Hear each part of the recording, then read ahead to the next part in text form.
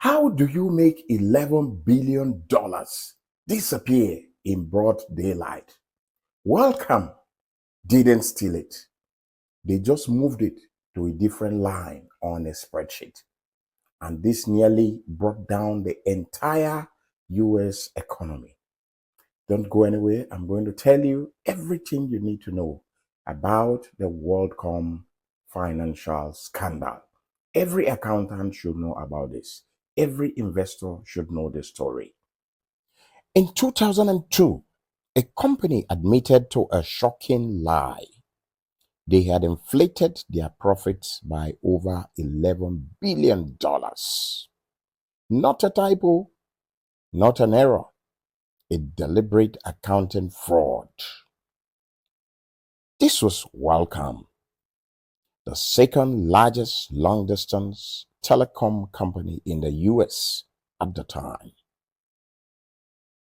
At its peak, it was worth over $180 billion. Investors trusted it. Markets believed in it. But behind the scenes, the business was struggling. Revenues were falling. Growth was slowing. But Wall Street expected one thing: consistent profits. And missing those targets could destroy the company's stock overnight. So leadership made a dangerous decision.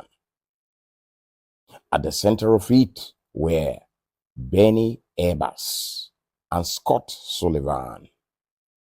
They didn't just report the numbers, they changed them. Here's how the fraud worked. WorldCom had massive operating costs called line costs, fees paid to use other telecom networks. Normally, these are expenses. Every student of accounting knows that these are expenses.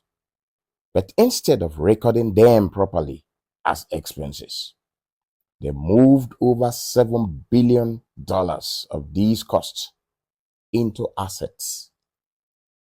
You want me to say that again?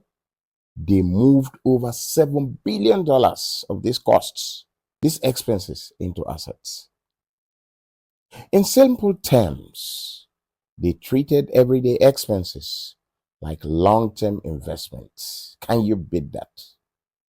This made expenses look smaller, profits look higher, the company look healthy. But it wasn't real. Over time, the total fraud grew to over $11 billion.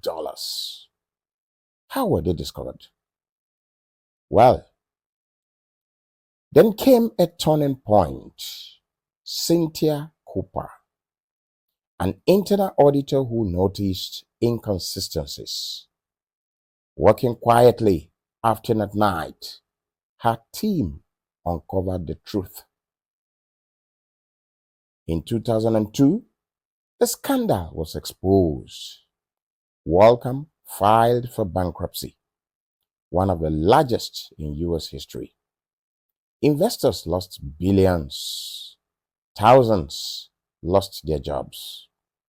And trust in corporate reporting collapsed. The consequences went beyond one company.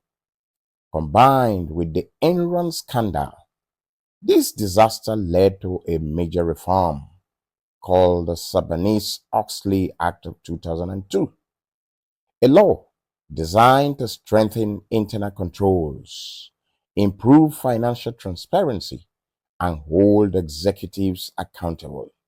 What are the accounting lessons and lessons for investors to learn here? The real cause: a culture obsessed with stock price, weak internal controls, and leadership disconnected from reality. And one critical: accounting abuse, turning expenses into assets. Well, here's the thing. WorldCom wasn't alone. Another giant had already fallen for hiding entire debt off the books. That company was Enron, and their story, even deeper. Watch it next year.